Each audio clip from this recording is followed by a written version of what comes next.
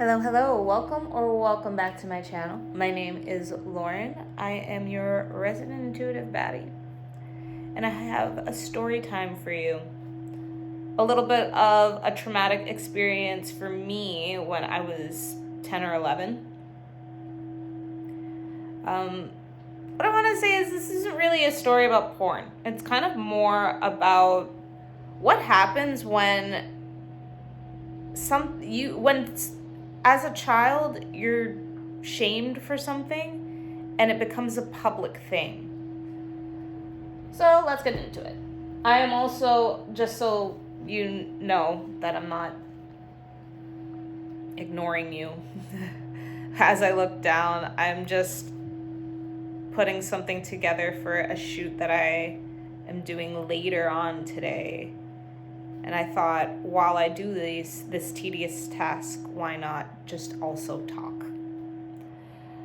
All right, so back in my day, as a child,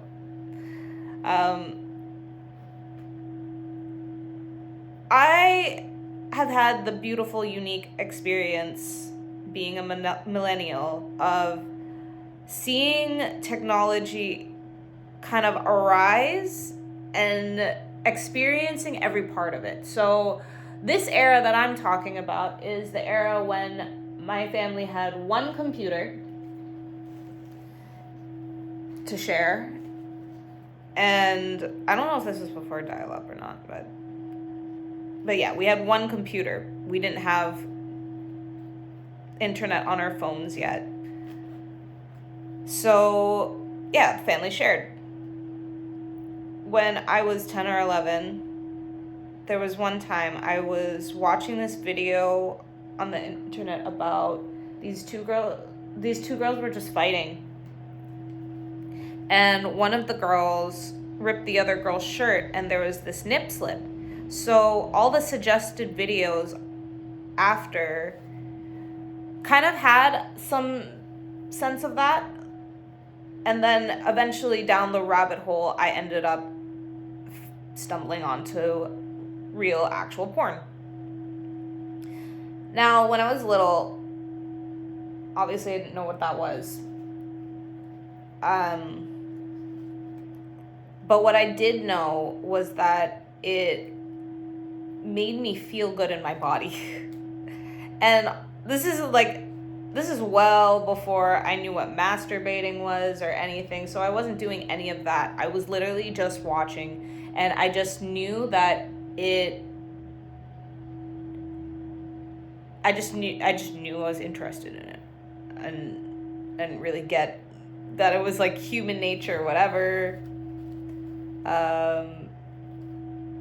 But yeah, that's the gist of it. So I had a little bit of a porn addiction when I was 10 or 11. And yeah, it's just like, it was something that I knew was taboo because it was something that I could recognize that was supposed to be a private thing. I just knew that this isn't something that most people go around talking about, and that there was something about this that was just supposed to be private. So yeah, I never told anybody, never told any of my friends. I just woke up early and then would watch my videos and then go about my day. But yeah, all I really knew is that my body was responding. So at some point, my dad caught on. He would come into the living room and, there'd be nothing on the screen. So eventually he got suspicious. He's like, what the hell is this girl doing that every single time I wake up in the morning, there's nothing going on. So he checked my history one day when I was at school, and he told our whole immediate family. And from there, even when he told me that he caught me, he kind of shirked the responsibility off to my brother. Just for some context, I grew up an only child, but on my dad's side, I have 3 other siblings who are half siblings. That should have been obvious. I said my dad's side. And they're all 25 years older than me.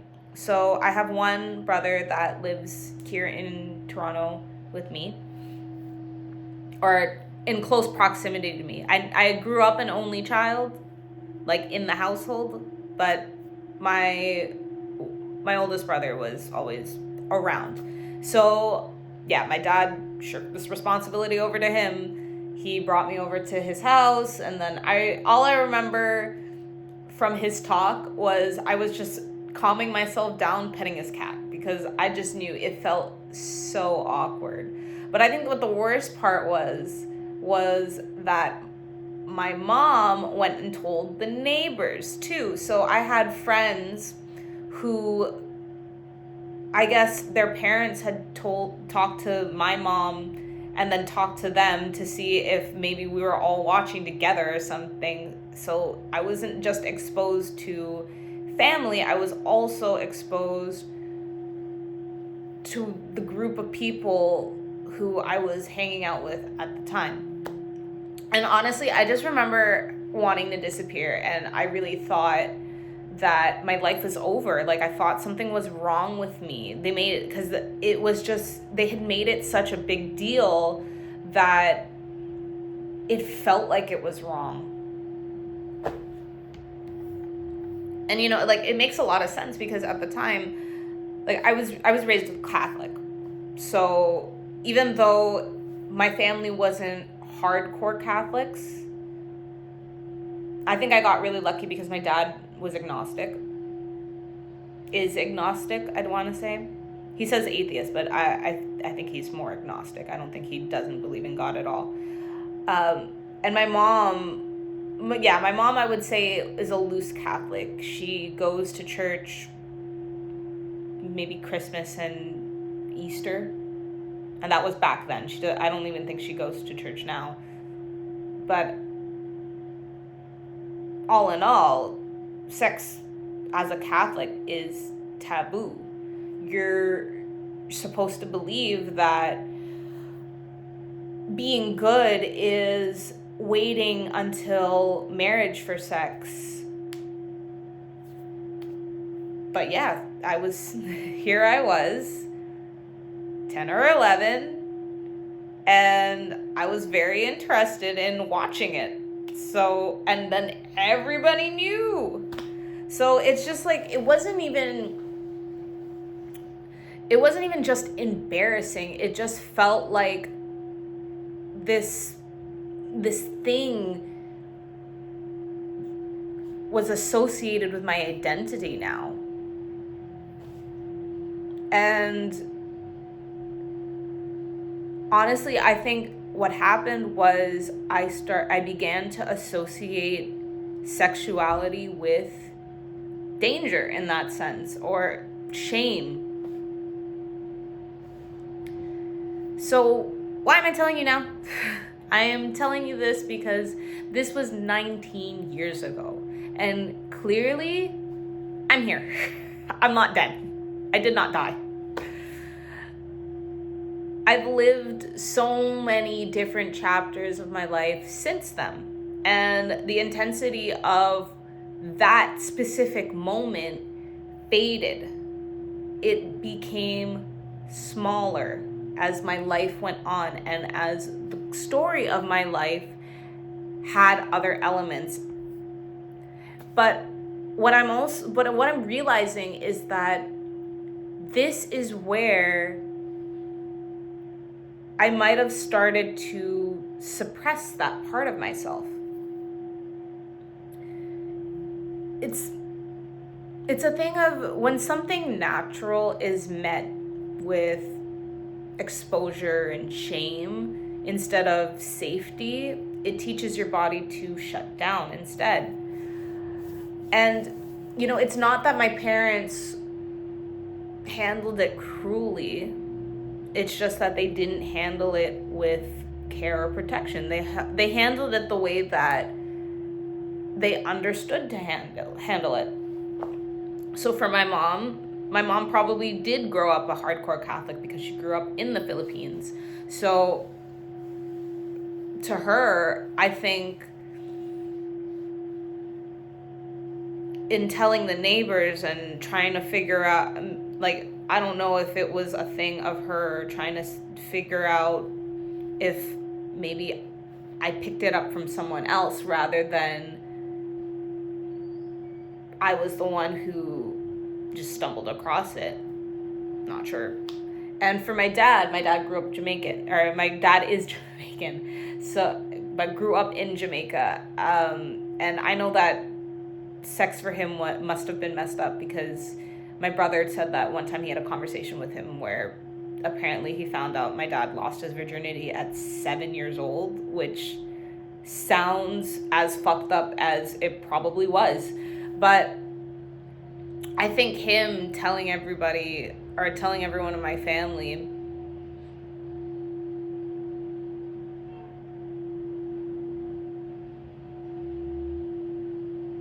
I'm not even sure what he thought, to be honest. I don't know why he felt the need, because he even showed one of the videos to my aunt. That's how, like, I can remember this video because I know that she watched it as well. So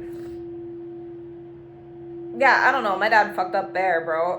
Like, and then he didn't even, like, directly address it to me. I think that's a pattern as well for me, that I've noticed, where I have a really hard time with people who don't want to be direct with me.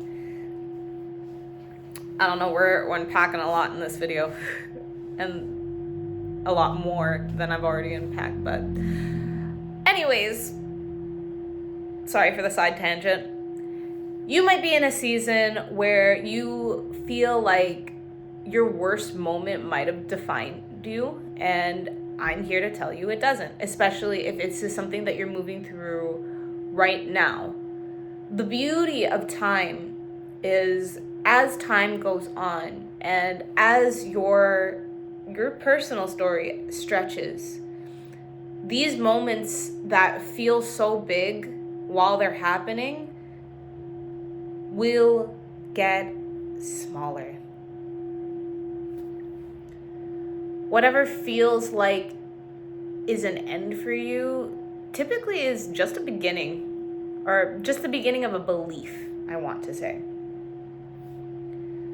Because one day, that moment that felt like it was going to end you, one day that is going to become a story that you can tell really calmly to somebody else one day, and there might be insights from this situation that you have yet to understand, that one day is going to be able to change somebody else's life. So the whole thing that I want to leave you with is just that everything is temporary. Very simple. This is a very simple belief that I believe I've really adopted specifically from Buddhism.